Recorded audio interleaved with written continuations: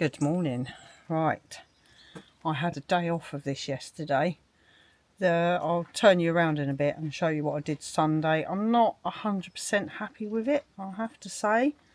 It will do really, because the point of it was to get it all secure so it doesn't fall down. But I'll turn you around and show you in a moment of this last little bit. I didn't explain where I am. I'm on top of the scaffolding, there's the wall there. But I'll flick you around and you can have a look at what I did do, and I'll explain where I'm not happy. Right, so here we are. This is the bit where you can see where the mortar's a different colour. This is what I had to rebuild after taking off that last little edge. So all of this patch ended up needing rebuilding. Oh, I am. Yeah, I'm really pleased. I'm a little bit gutted because when I took the ivy off, I think I said that I had a little patch of ivy left to do. Well, I've taken that off and there's now 5 loose stones. So yeah, tomorrow I will be securing them.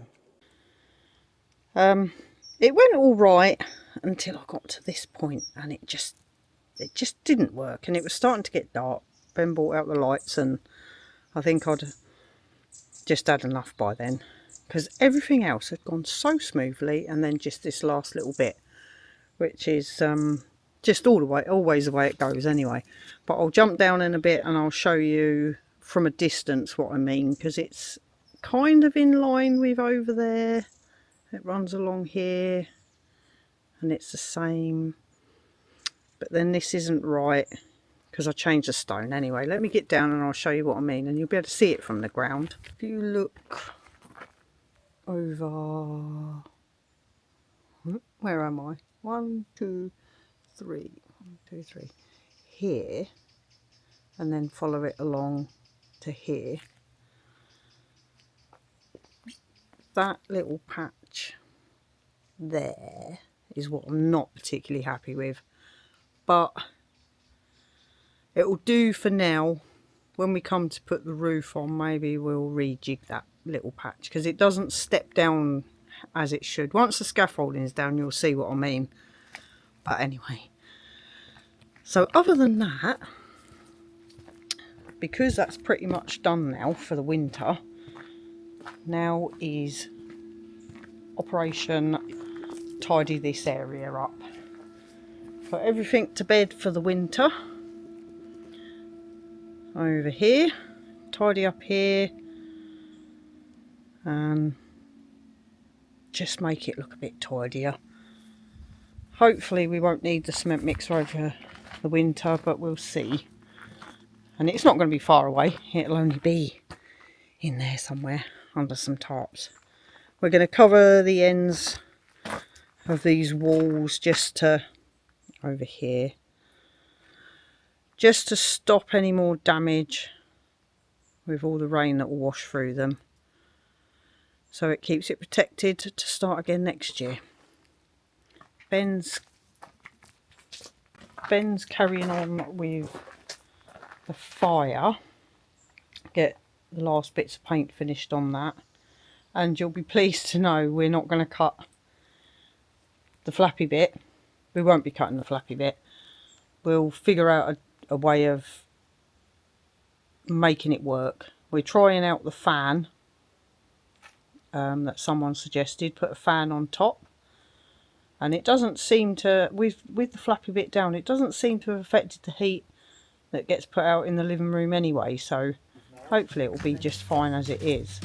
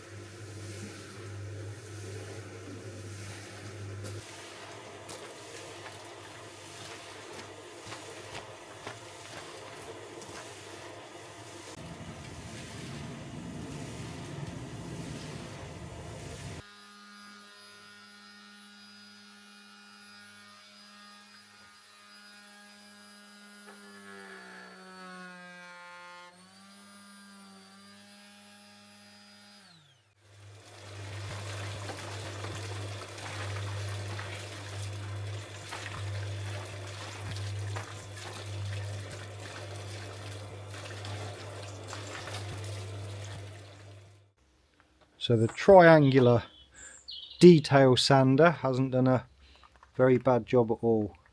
Really good quality sandpaper. The only downside is that the fabric which sticks it to the Velcro pad on the sander comes away from the sandpaper itself. But it's got right up into the corners and the bits I couldn't get to with the belt sander and the little flatbed sander. So really pleased with that. And now we're just deciding whether to use a clear wood preservative or go with the brown wood preservative we've got. It's also a woodworm killer. The cast iron fire surround has had some rust remover on it, so that's to be washed off, and then I'll get the wire brush spinny thing on it. But still a work in progress.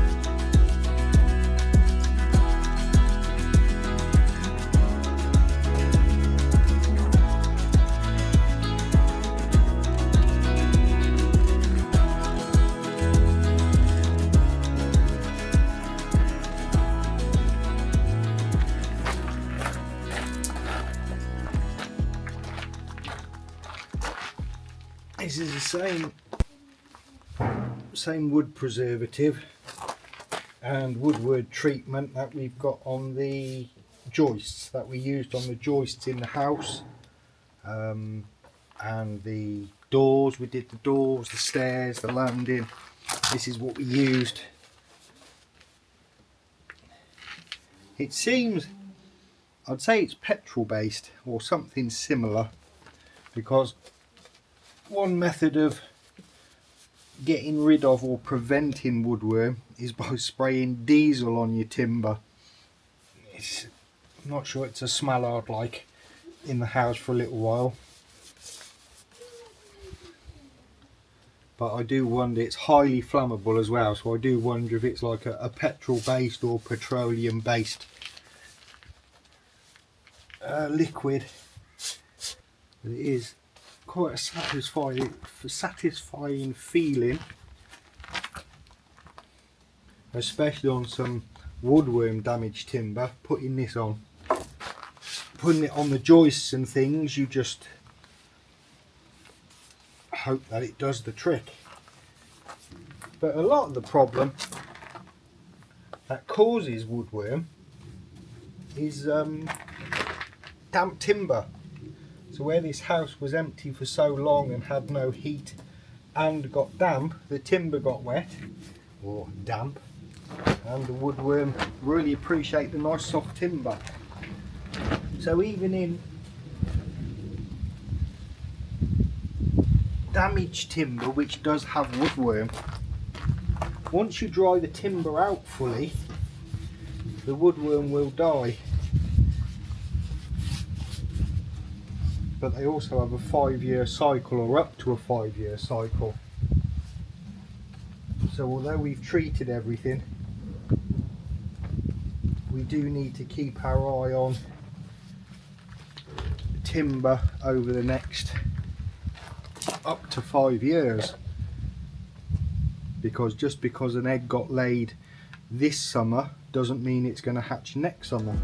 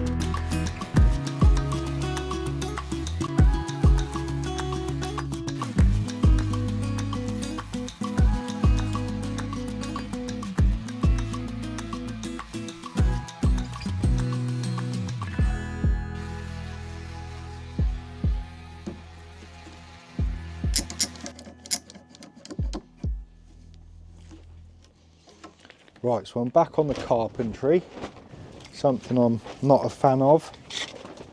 Maybe in time, the more I do, the better I'll get.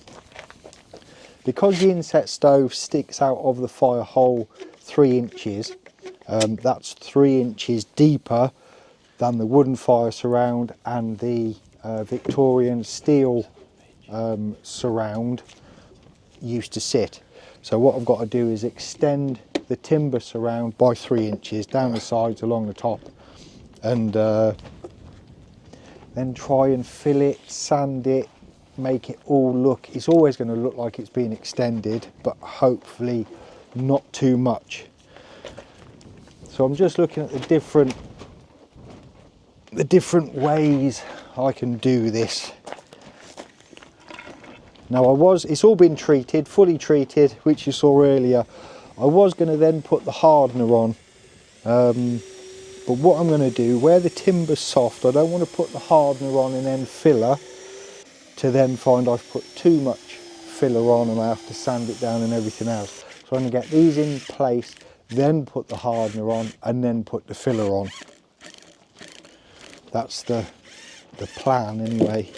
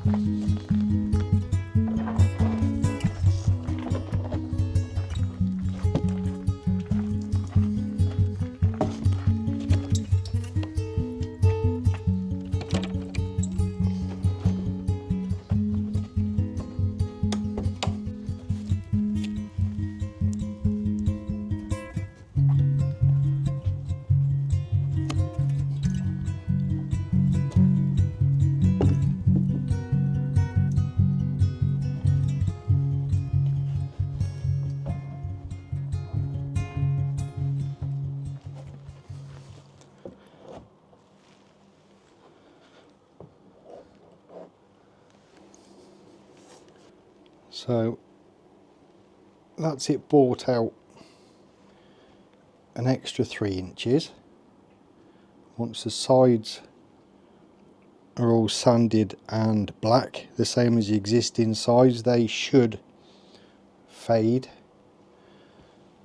I'm going to sand this off so that they're level, then put hardener on, and then wood filler, and then just finish it off. Hopefully there won't be too much wood filler in there.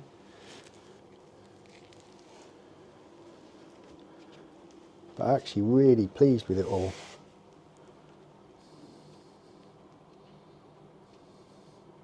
It's oh, and then fix it to the wall. The one thing we still have, which I have a solution for, is, oh, it's got a bit wonky. When we clean this, this will push backwards.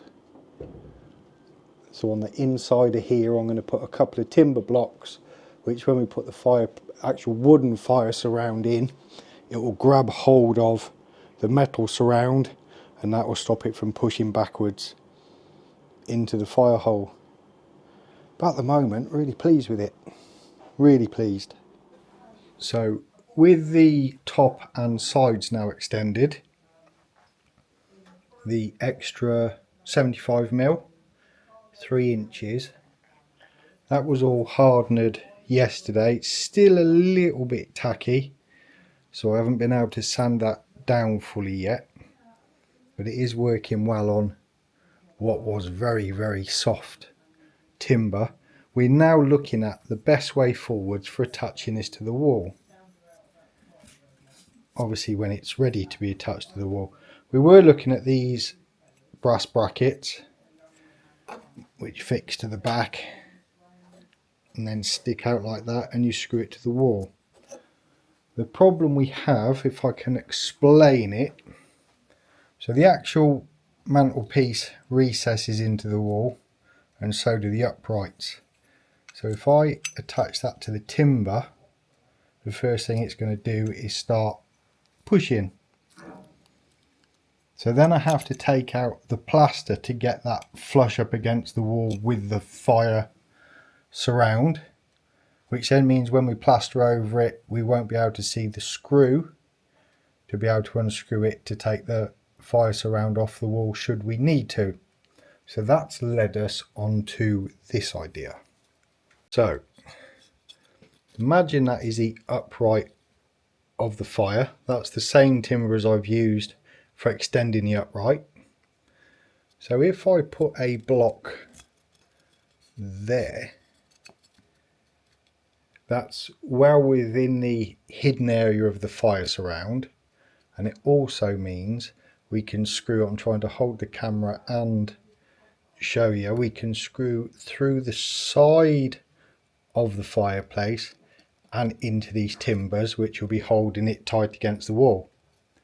So that's what we've opted for. We think that's going to be the best way forwards. Traditionally, they'd use timber wedges into the stone. Now, when we took this fireplace off, it literally pulled off the wall, so it wasn't a mega fixing. It's still actually a little bit of wood in that one, which needs to come out, so that had just rotted out. So we're not going to go down that route, because they are huge wedges of timber, and if all they're going to do is fall out anyway or pull out in the future, we want a permanent fixing. So we're going to go with the big block, I think. Like a numpty, I lit the fire and now it's absolutely baking over there.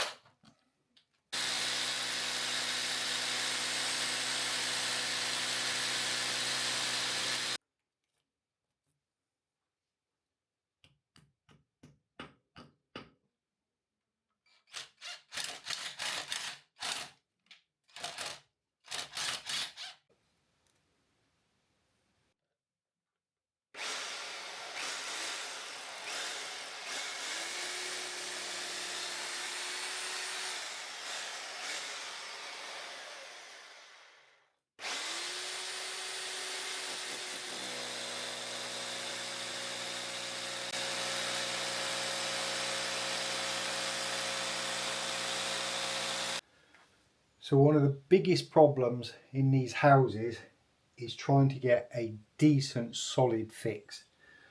The other side you saw we went straight into stone, and then the second one went into the mortar between the stone. This one went into the mortar between the stone, hit a stone behind that and went off slightly at an angle, whereas this one went into solid stone. It makes things like hanging a shelf an absolute nightmare because you don't know what's behind the plaster. So you could put one fix in there, beautiful, into stone. You come to do this one on the shelf and it either goes straight into mortar or a stone shoots it off sideways. It's something we're going to have to get used to and learn how to deal with it. The electrician, as you know, insisted we had timber strips down the walls. That way, you see, with the timber strip, if we hit mortar, we just moved down the timber strip and put another fix in until we found a stone. He then came along and just screwed into the timber strips. So it is something we're possibly going to struggle with. If it was all lined with plasterboard and everything else, you've then got your typical plasterboard walls. You just put a fixing in the wall and that's it. You've got a level line. But like I say, it's something we'll have to learn to deal with, cope with, maybe come up with different solutions for, to be able to find fixings or get levels, whatever it is. Now, we did find that these Fisher wall plugs are actually really nice. As the screw goes in, not like you can really see, but as the screw goes in, it grabs into the red section and then two little arms come out and pull forward to fill the gap. These are just an 8mm hole, and into stone they're lovely. Into mortar they're not too bad because those lugs do open up. Sometimes we're a little bit hit and miss with the mortar though. Versus a standard wall plug or a roll plug, these are much better. And this is what we use on the timber wall plates for the electrician.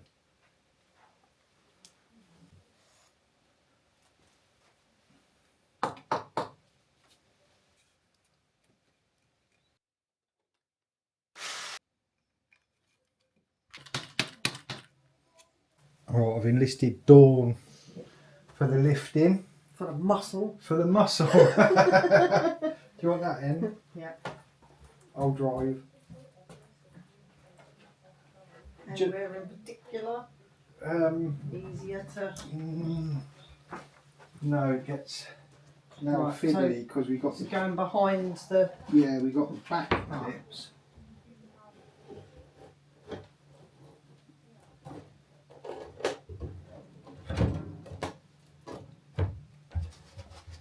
Yeah, that's on there. Yeah. I'm in. Give it a... And you're in? Yeah, there's a bit of a gap there, so is that right? It's not right up to the edge there. So No, I think it's made full advantage you're taking.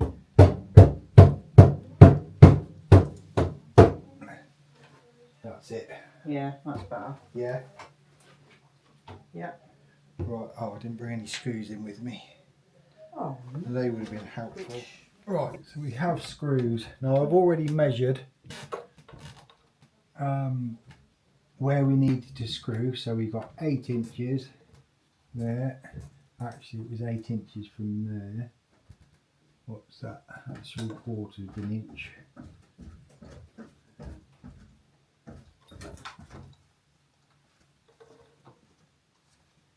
Eight, 2 centimetres, so there, right on the knot, true to form. So we'll go a little bit, yeah, I'm going to go with 8 inches there. And 31 inches there. And 8 inches. 31 inches.